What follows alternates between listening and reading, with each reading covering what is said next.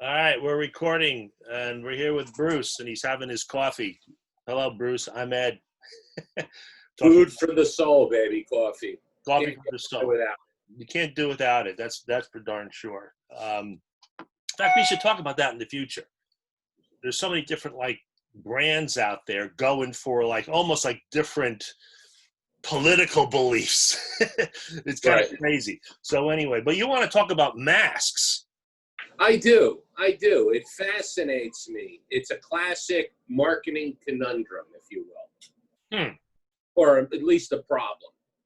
They're hot, especially as we get into the sweat. There's nothing comfortable about them. No. They're hot. You sweat under them. They get wet. They provide marginal safety. They certainly don't, while they certainly don't protect you unless they're the, fitted N95s. And it occurs to me, not to mention, there's a tremendous number of people that for social reasons, for ethical, who knows what their reasons are actually, just feel compelled that they don't want to wear them. Yeah. It's so I think there are a bunch of issues there. One issue is, come on, guys, we've got to be able to do better on the mask side. I mean, if you're Nike, if you're Under Armour, if you're Reebok, if you're Uniqlo,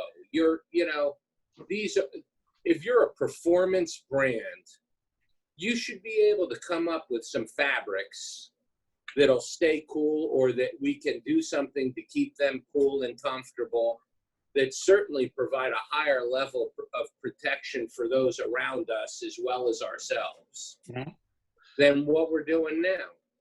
So that's one side of it, the efficacy. The second side of it is, to me, freedom in terms of why people would want to wear them. Well, yeah, encourage. Listen, you're your own personal hero. These people are on the front lines trying to keep hundreds of thousands of more people alive. Yeah. And you don't want to wear a mask. I get it. That's your choice. But we can make it, or I think brands and marketers have the ability to make it something else. Well, let me give you an example, because I think what you're getting at is, listen, you can preach all you want about what's right for yourself and what's right for mankind and all that, and you're gonna go, yeah. First of all, nobody wants to be preached to, So, but at the end of the day, it's like, how do you make it so people want to wear these things? And yeah, I think to your point, on one side, they've got to be more breathable and your glasses don't fog up. But there's those things like, for example, fashion statements. Let me just give you a quick example. I was thinking about this this morning. I went to do the food pickup at one of our local restaurants, who will go nameless, but it's a classic old place that serves classic food. And when you're able to go in there, the average age of the waitress was probably about 62 years old. I saw something really interesting when I went to their parking lot. Well, those were not 62-year-old waitresses coming out. There were people, there were a couple in particular, these were young waitresses, and this one in particular had this incredible stylish mask on that was like a leopard skin motif. And Bruce, she was sashaying from car to car with the food. Every one of those people already paid by credit card and probably already included a tip. But what was she carrying around in her hands as well as the food? Extra dollars. I mean, she almost could have put those dollars, if it was safe, in those masks to be sticking out as a hint. And I just thought, I really was thinking about it. I'm thinking, wow, I've heard of leopard skin pillbox hats, but certainly not leopard skin masks. And she just knew how to work it. So there's the fashion and style component, right?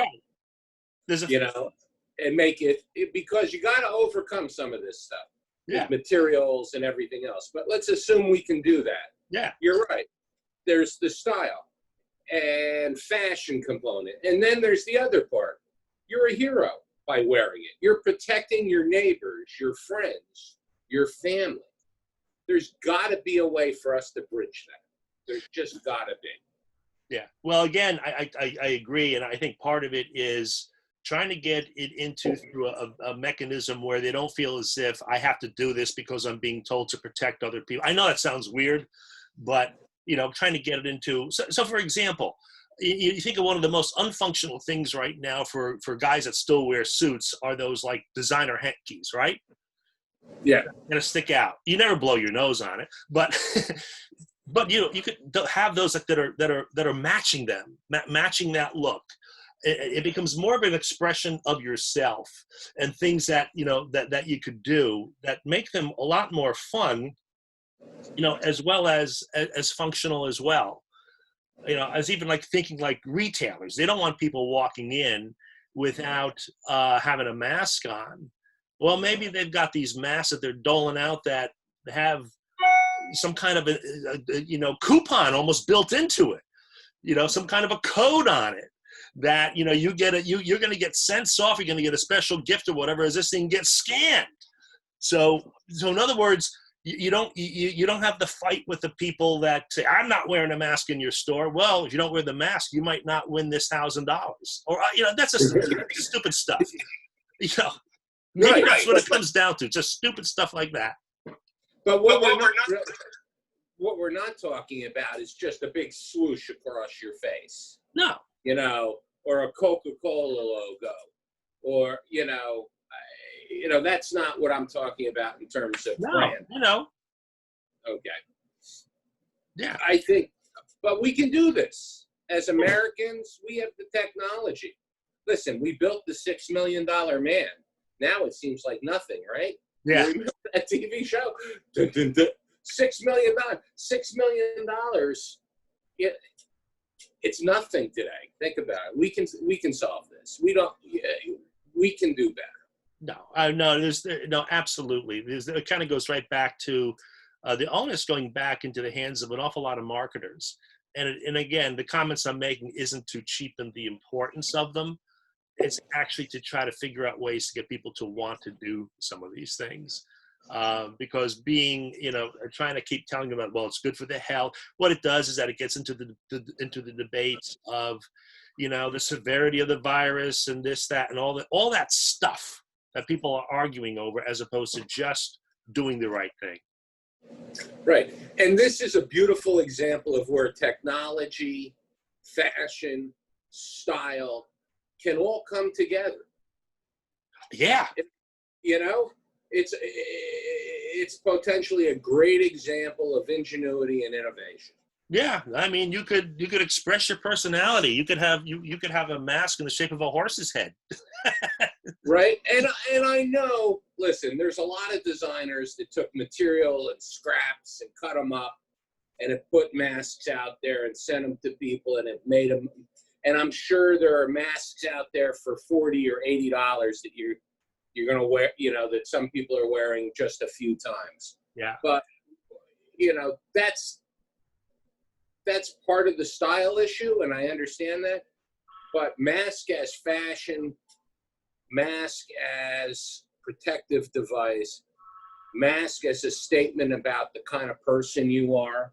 Yeah. There's a real opportunity there. Yeah. And it's an interesting challenge. Yeah, it is. Even my own niece out in Indiana, she's a wonderful seamstress, and she actually has a business on the side where she does a lot for like the roller derby and dancers and different special costumes. And so she's repurposed a lot of that material for some of the work that she does. So I wonder where this came from. There you go. You said it, I thought it. And everyone's thinking it, but if that's what it takes to get you to wear it, who cares? What'll be great is by the way, hopefully this all makes sense, but we should invite people too. If people have thoughts on different ideas that could be done with these masks to get people to wear them outside of, it's good for you, and it's the right thing to do, email it, put some Facebook posts on or something, and let's keep this conversation going. You got it. How does that make sense? It does. It does. All right. Have a great day. You too. Talk All to you right. later. Yeah, bye-bye.